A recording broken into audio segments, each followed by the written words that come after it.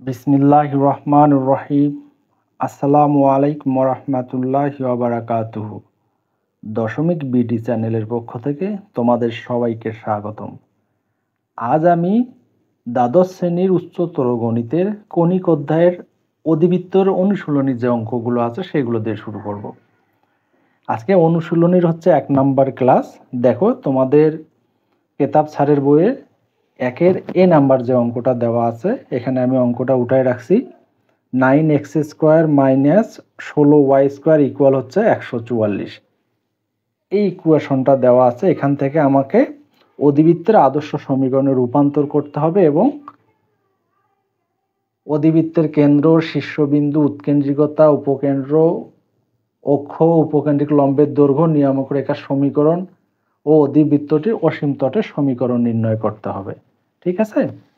তোমরা যারা উপবৃত্তের ক্লাসগুলো দেখছো তাদের জন্য অনেক সোজা হবে। দেখো, যাই হোক, আমরা কথা না বাড়ে অঙ্ক শুরু করি। তাহলে আমাদের সবার আগে জানতে হবে যে অধিবৃত্তের আদর্শ সমীকরণটা কি। আদর্শ সমীকরণটা হচ্ছে x² ভাগ a² মাইনাস y² ভাগ b² ইকুয়াল হচ্ছে 1।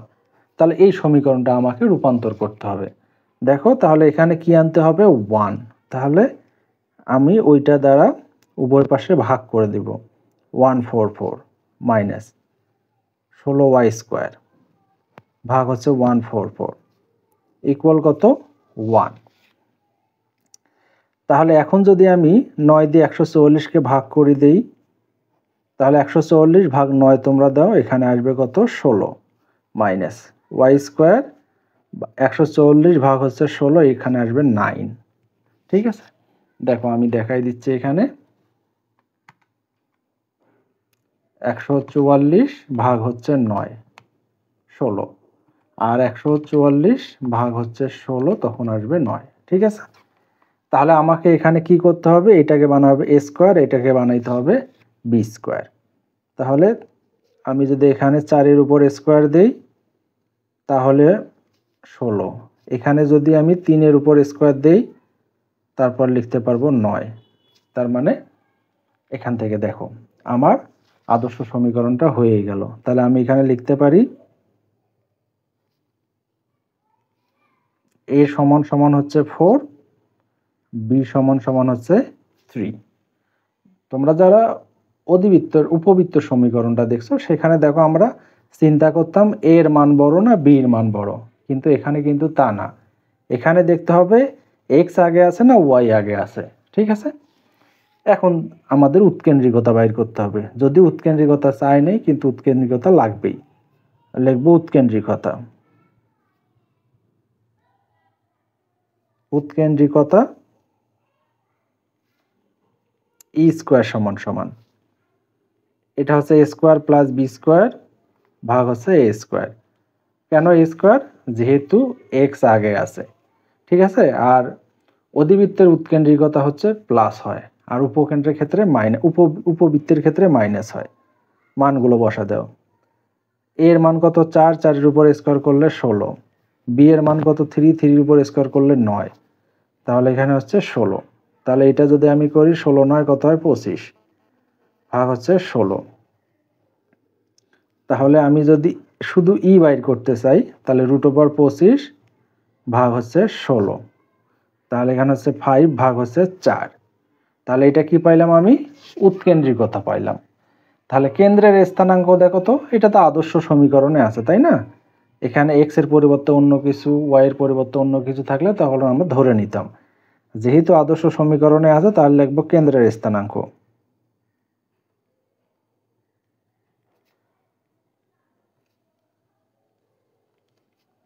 কেন্দ্রের স্থানাঙ্ক এখানে 0,0 হবে। ঠিক আছে? তাহলে কেন্দ্রের স্থানাঙ্ক আমরা পেয়ে গেলাম। তারপর অধিবৃত্তের শীর্ষবিন্দু। শীর্ষবিন্দু কত বলো তো? তাহলে শীর্ষবিন্দুর স্থানাঙ্ক, শীর্ষবিন্দু, শীর্ষবিন্দু, শীর্ষবিন্দুটা আমরা কি লিখি বলো তো? Plus minus a,0। R a বলতে আমরা কাকে বুঝবো? 4। তাহলে x এর পরিবর্তে যদি আমি 4 বসাই দেই, প্লাস মাইনাস 4,0। 0, এটা হচ্ছে আমাদের শীর্ষবিন্দু। তারপর উৎকেন্দ্রিকতা আগেই বের করে নিছি, এখন উপকেন্দ্রের স্থানাঙ্ক। তাহলে উপকেন্দ্র,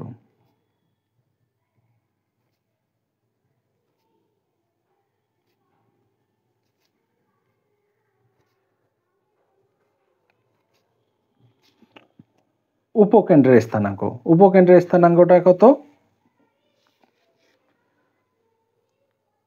প্লাস মাইনাস এই কমা 0। তাহলে আমি এখানে লিখতেছি প্লাস মাইনাস এই কমা 0। তাহলে মান বসাও, প্লাস মাইনাস এর মান কত? এর মান হচ্ছে 4, এর মান কত? 5/4 কমা 0। তাহলে 4 4 কাটা যায়, এখানে লেখা যায় প্লাস মাইনাস 5,0। তাহলে এটা হচ্ছে আমাদের উপকেন্দ্রের স্থানাঙ্ক। তারপর আমাকে বাইর করতে হবে অক্ষ। অক্ষ বলতে আমাকে এখানে বৃহত্তম অক্ষ বাইর করতে হবে, ক্ষুদ্রতম অক্ষ বাইর করতে হবে। তাহলে দেখো, এখানে তো আর বৃহত্তম অক্ষ আর ক্ষুদ্রতম অক্ষ বলতে পারবো না, এখানে বলবো হচ্ছে আরো অক্ষর দৈর্ঘ্য। আরো অক্ষের দৈর্ঘ্য, আরো অক্ষ মানে 2a, মানে বৃহত্তম অক্ষ। তাহলে 2, এর মান কত? 4, তাহলে 8। তাহলে অনুবন্ধী অক্ষের দৈর্ঘ্য বা ক্ষুদ্রতম অক্ষের দৈর্ঘ্য, অনুবন্ধী অক্ষের দৈর্ঘ্য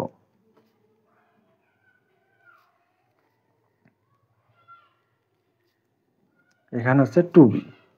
তাহলে এখানে 2 আর b এর মান কত দেখো? 3। তাহলে 3 দুগুণে 6। তাহলে আমরা অক্ষ দুটো বাইর করলাম। তারপর বাইর করতে হবে কত? উপকেন্দ্রিক লম্বের দৈর্ঘ্য। উপকেন্দ্রিক লম্বের দৈর্ঘ্য কি? 2b² a। তাহলে উপকেন্দ্রিক লম্বের দৈর্ঘ্য, উপকেন্দ্রিক, উপকেন্দ্রিক লম্বের দৈর্ঘ্য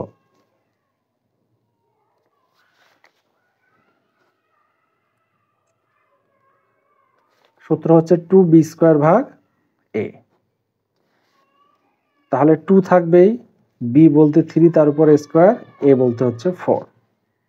তাহলে এটা কাটো 2, তাহলে এখানে আছে 9/2। ঠিক আছে, উপকেন্দ্রিক লম্বের দৈর্ঘ্য। তারপর কি বলছে? নিয়ামক রেখার সমীকরণ। তাহলে নিয়ামক রেখার সমীকরণের সূত্র কি আমাদের বলতো? নিয়ামক রেখার সমীকরণ,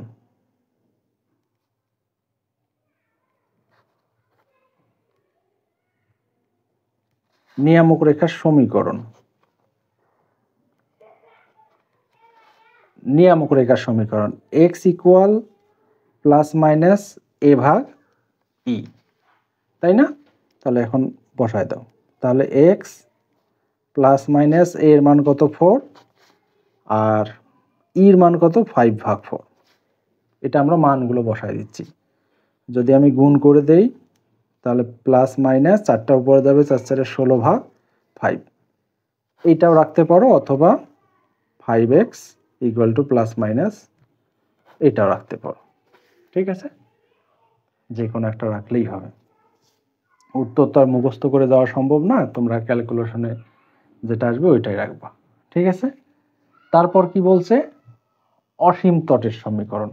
অসীম তট, অসীম তটটা কি? অসীম তট,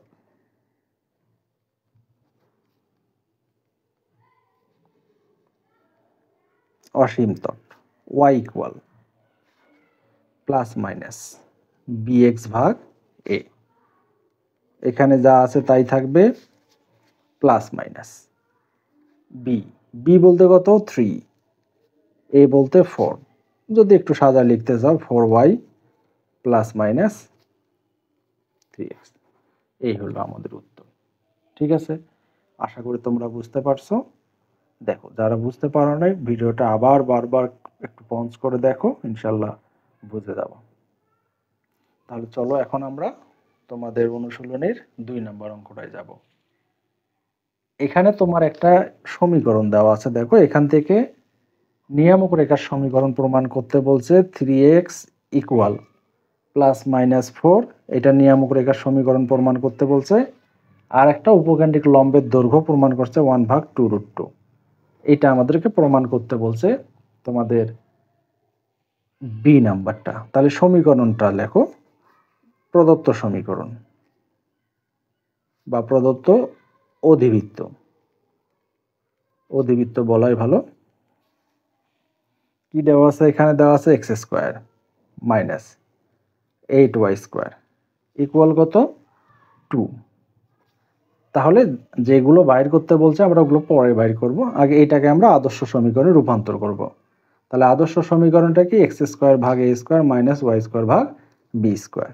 তাহলে এক্স স্কোয়ার করো, তাহলে এখানে 1টা দুই পাশে গুণ করে দাও, এখানে 2 মাইনাস 8y ভাগ হচ্ছে 2 ইকুয়াল কত? 1। তাহলে আমাকে এখানে কি বানাইতে হবে? এ স্কোয়ার। তাহলে 2 এর বর্গমূল নাই, ওই জন্য স্কোয়ার রুট।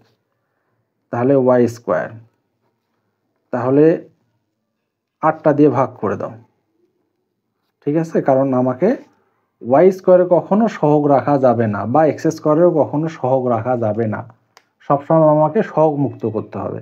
তাহলে এটা দিয়ে এটা কাটো, তাহলে এখানে হচ্ছে এক্স স্কোয়ার ভাগ হচ্ছে √2 তার উপরে স্কোয়ার মাইনাস, তাহলে এখানে হচ্ছে ওয়াই স্কোয়ার 1/4 ইকুয়াল 1। তাহলে আর একটা লাইন যদি আমি এখানে লিখি, এক্স স্কোয়ার ভাগ √2 তারপর স্কোয়ার মাইনাস ওয়াই স্কোয়ার 1/2 তারপরে স্কোয়ার, এটা হচ্ছে 1। এখন দেখো তো এক্স আগে না ওয়াই আগে? এক্স আগে। এ সমান সমান কত? √2, আর বি সমান সমান কত? হাফ। তাহলে এখানে দেখো এ সমান সমান আমি লিখলাম √2, বি সমান সমান হচ্ছে হাফ। তাহলে উৎকেন্দ্রিকতা এক্স আগে না ওয়াই আগে? অবশ্যই এক্স আগে। তাহলে আমরা উৎকেন্দ্রিকতায় লিখলাম ই স্কোয়ার সমান সমান এ স্কোয়ার প্লাস বি স্কোয়ার ভাগ হচ্ছে এ স্কোয়ার। তাহলে মানটা বসায় দাও। এ সমান সমান কত? √2 তারপর স্কোয়ার প্লাস বি স্কোয়ার সমান সমান হাফ তারপর হচ্ছে স্কোয়ার, আর এখানে হচ্ছে √2 তার উপরে হচ্ছে স্কোয়ার। তাহলে এ স্কোয়ার সমান সমান কত? 2, আর এটা সমান সমান কত? 1/4, আর এটা 2। আমি যদি লসাগু করি তখন কত লেখা যাবে দেখো তো উপরে? 8 + 1 ভাগ হচ্ছে 4 ভাগ হচ্ছে 2। তাহলে আমি লিখতে পারি কত? 9 ভাগ 4 দুগুণে কত হয়? 8। তোমরা এগুলো ক্যালকুলেশন জানো। 9/8, আর ইর মান যদি বাইর করি 9/8, আর ই সমান সমান হচ্ছে 3 2√2। এইটা আমরা কি পাইলাম? এটা পাইলাম হচ্ছে উৎকেন্দ্রিকতা। তাহলে আমাকে প্রমাণ করতে হবে কি? নিয়ামক রেখার সমীকরণটা বাইর করতে হবে 3x ইকুয়াল ±4। এটা কি বাইর করতে হবে? নিয়ামক রেখার সমীকরণ। তাহলে নিয়ামক রেখার সমীকরণটা লেখো তো। নিয়ামক রেখার সমীকরণ,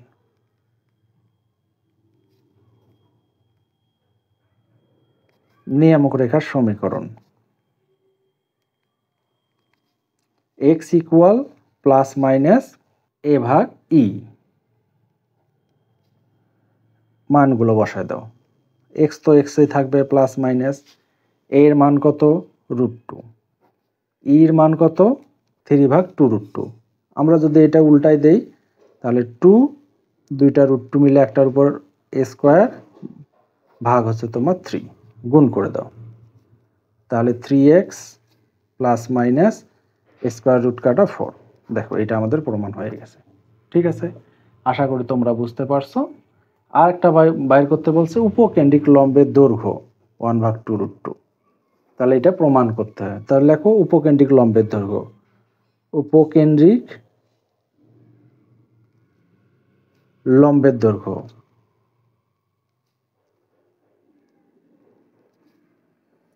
2b স্কোয়ার ভাগ a। 2 b বলতে বলো তো কত? হাফ, তারপরে স্কোয়ার। a বলতে কত? √2। তাহলে এখানে আমি কি লিখতে পারি? তাহলে 2 কাটা যায়, কত লেখা যায়? এখানে 2, 2 এর উপর স্কোয়ার করলে কত হয়? 4, এখানে √2। এটা কাটা যায়, হ্যাঁ ওটা নিচে নামে আসে 2√2 লেখা যায়, ঠিক আছে? আশা করি তোমরা বুঝতে পারছো। এগুলো সাধারণ ক্যালকুলেশন, এগুলো তোমরা বুঝতে পারবা।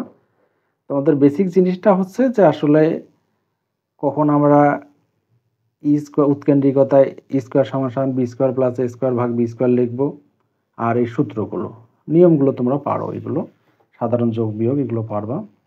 ঠিক আছে, চলো তাহলে আমরা এখন পরের অঙ্কে চলে যাই। এখানে দেখো একের সি নাম্বারটা উঠানো আছে, এখানে বলা আছে উৎকেন্দ্রিকতা আর উপকেন্দ্রের স্থানাঙ্ক বাইর করতে বলছে। তাহলে দেখো এটা আদর্শ সমীকরণ মোটামুটি দেওয়াই আছে, শুধু এখানে এ স্কোয়ার আনতে হবে, এখানে বি স্কোয়ার আনতে হবে। তাহলে চলো এক্স স্কোয়ার ভাগ এ স্কোয়ার, তাহলে 44-এর বর্গমূল কত 12, 12-এর উপর স্কোয়ার করলেই হবে। তাহলে এখানে 25-এর বর্গমূল 5, তার মানে 25-এর উপর স্কোয়ার। ঠিক আছে, এক্স আগে আছে না পরে আছে? অবশ্যই আগে আছে। তাহলে দেখো এখানে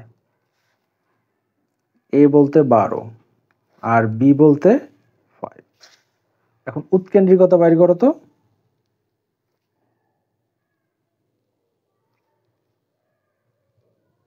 উৎকেন্দ্রিকতা এ স্কোয়ার, এ স্কোয়ার বলতে 144 প্লাস বি স্কোয়ার বলতে 25 ভাগ হচ্ছে এ স্কোয়ার বলতে 144।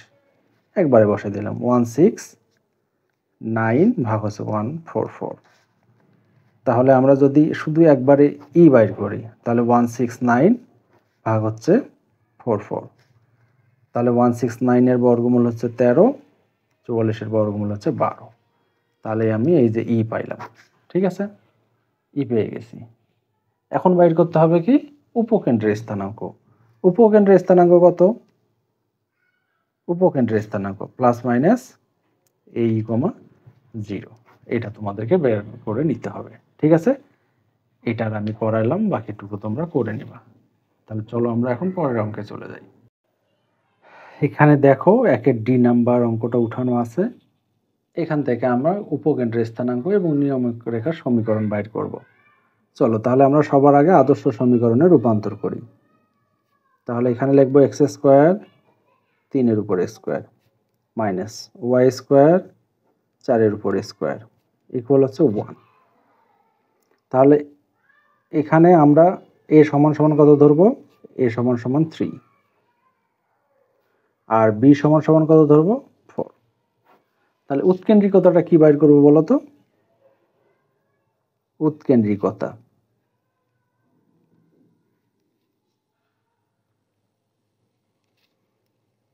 এক্স আগে আছে না ওয়াই আগে আছে? এক্স আগে আছে, তাহলে লিখবো এ স্কোয়ার প্লাস বি স্কোয়ার ভাগ হচ্ছে এ স্কোয়ার। তাহলে ই স্কোয়ার সমান সমান এ স্কোয়ার বলতে 3-এর উপর স্কোয়ার, বি স্কোয়ার বলতে 4-এর উপর স্কোয়ার, এ স্কোয়ার বলতে 3-এর উপর স্কোয়ার। তাহলে এখানে 9, এখানে কত 16, এখানে হচ্ছে 9, 16 9 কত হয়? 25 ভাগ 9।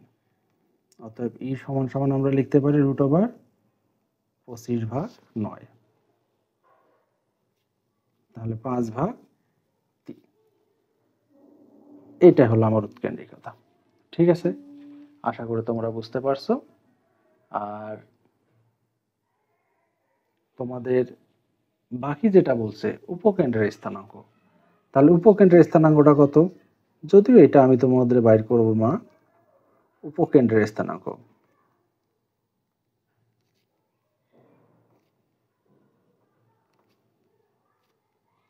প্লাস মাইনাস এ ই কমা 0। তাহলে এটা উপকেন্দ্রের স্থানাঙ্কটা তোমাকে বাইর করতে হবে। আর একটা বাইর করতে হবে নিয়ামক রেখার সমীকরণ। তাহলে নিয়ামক রেখার সমীকরণ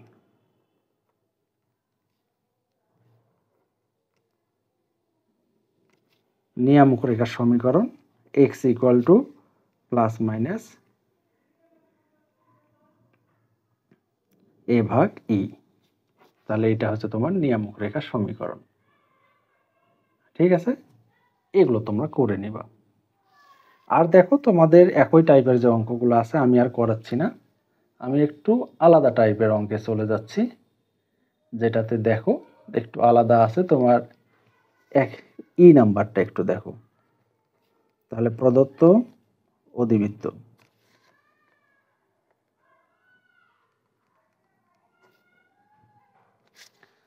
এখানে কি দেওয়া আছে? 9x² minus 4y² plus 36 equal 0, এইটা দেওয়া আছে। তাহলে এখান থেকে আমাকে কি বাইর করতে হবে? আদর্শ সমীকরণটা বাইর করতে হবে। তাহলে 9x² রাখো, -4y² রাখো, ইকুয়াল -36 রাখো। তাহলে আমি 36 দিয়ে ভাগ করে দেব, -36 দিয়ে ভাগ করে দেব, -4y², তাহলে এখানে হচ্ছে -36 ইকুয়াল কত? 1। তাহলে আমি যদি এখানে কাটাকাটি করি, -4 নং 36, মাইনাস মাইনাসে প্লাস, এই মাইনাসে প্লাস, তাহলে এখানে আমি 9 লিখতে পারি। দেখো তো ওয়াইটা প্লাস হয়ে গেছে না? তাহলে আমি ওয়াইকে এবার সামনে রাখবো, তাহলে আর 3-এর উপর স্কোয়ার দিব, আর এটা মাইনাস আছে মাইনাস দিলাম, x² 2-এর উপর স্কোয়ার, এটা হচ্ছে 1। দেখো আমাদের এখানে আদর্শ সমীকরণ হয়ে গেল। আগের যে ইকুয়েশনগুলো করলাম তার সঙ্গে এটা একটু পার্থক্য দেখো, ওয়াইটা এখানে আগে আছে, ঠিক আছে? তাহলে a সমান সমান বলবো আমি 2 আর b বলতে বলবো 3, কারণ y এর সঙ্গে b থাকে, x এর সঙ্গে a থাকে, ঠিক আছে? এইবার y আগে আছে, তাহলে উৎকেন্দ্রিকতাটা কি হবে? b² আগে আসবে, উৎকেন্দ্রিকতা।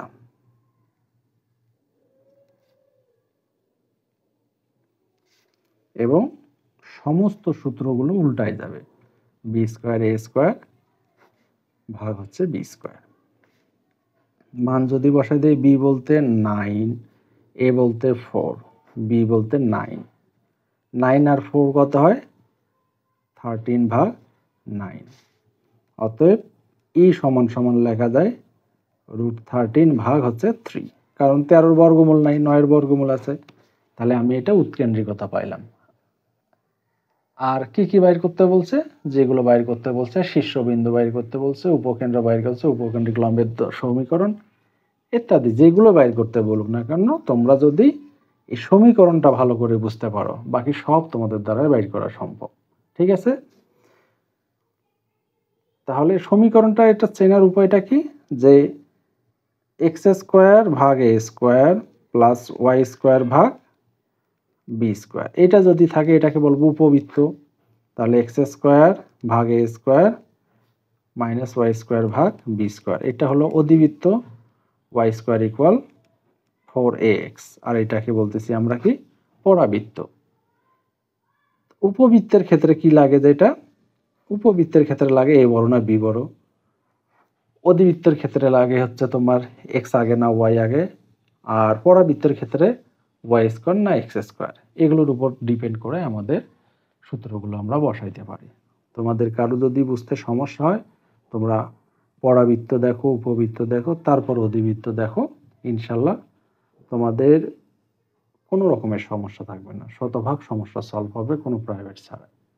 তোমরা আমার একাডেমিক যতগুলো অধ্যায় আছে ক্লাস করে দেখো, ইনশাল্লাহ ভালো লাগবে। আমি আপাতত 8, 9, 10 একাদশ দ্বাদশের ক্লাসগুলো ভিডিও করতেছি, এখনো 6, 7 করি নাই, সেগুলো করবো ইনশাল্লাহ। একের যে অঙ্কগুলো দেওয়া আছে সবগুলো একই টাইপেরই।